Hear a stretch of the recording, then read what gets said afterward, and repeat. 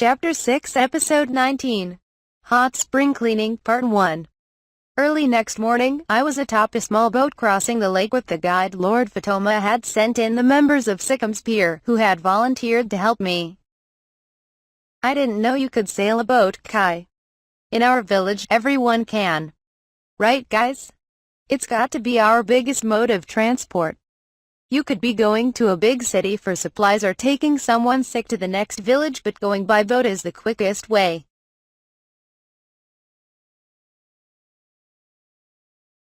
Kids learn to sail a boat from their parents whether they're fishermen or not. I see. Different landscapes call for different modes of transportation, I suppose.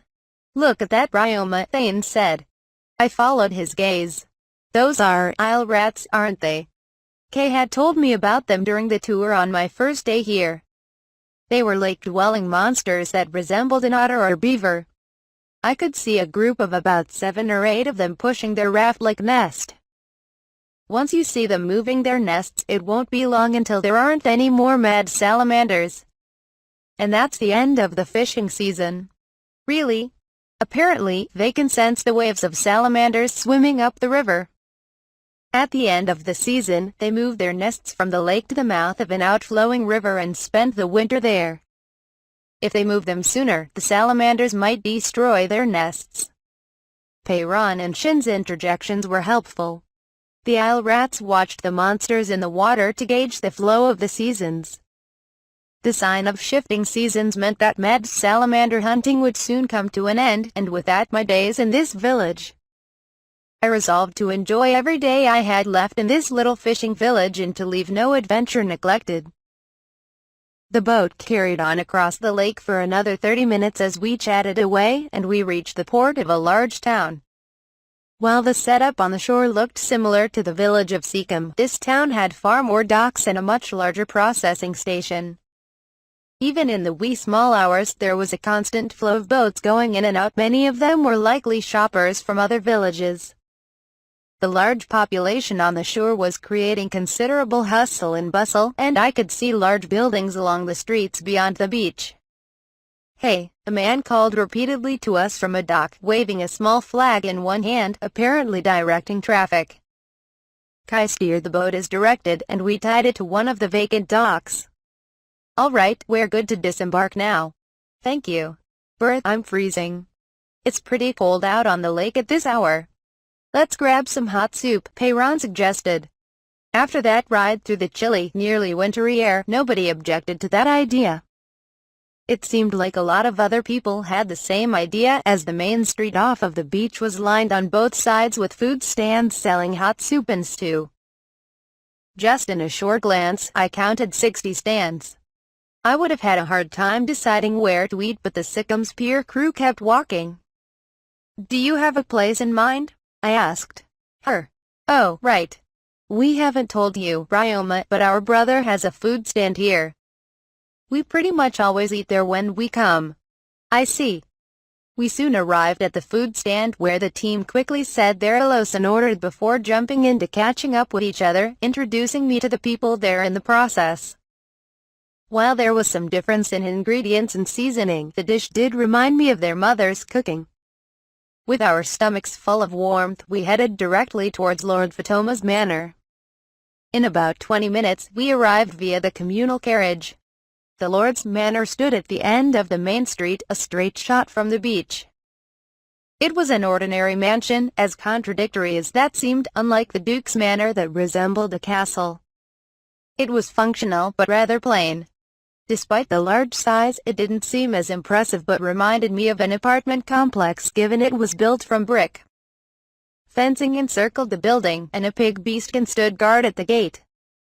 We told the guard our business, and he responded very promptly. "We've been expecting you.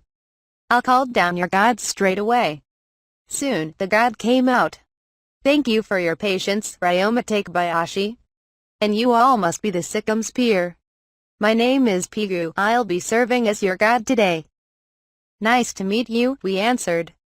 Pigu appeared to be in his 50s, 60s, or perhaps older, but I couldn't tell for sure. He was another pig beastkin on the portly side, his saggy cheeks contributing to a kind grandfatherly look. He had prepared us one of the Count's carriages for the day, so we climbed right in. We reached the mountain with the hot spring within the hour, but then... Whoa, Thane.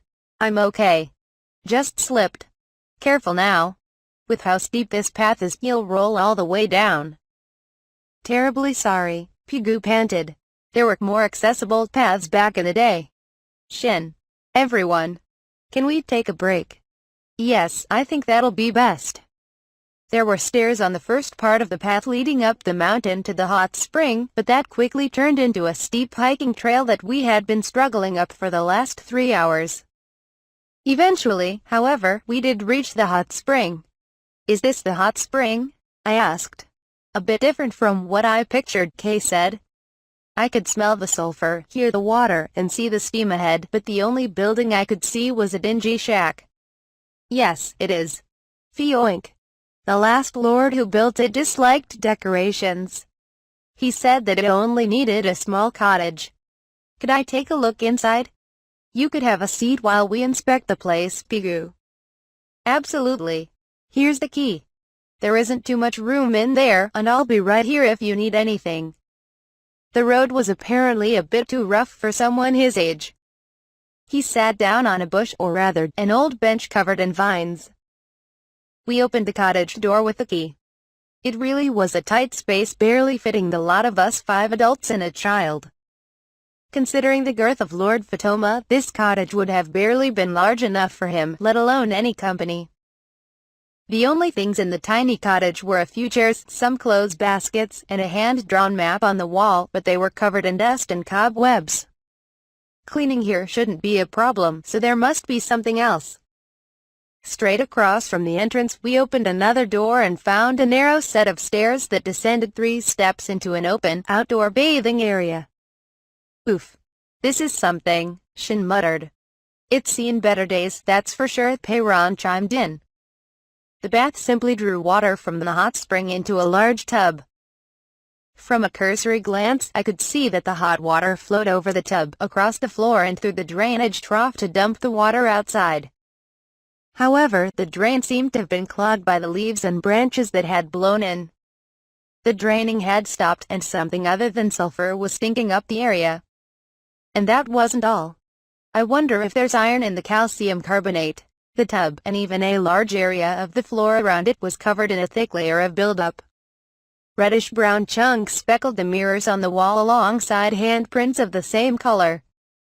These solidified minerals wouldn't be easy to clean. Let's start with what we can do.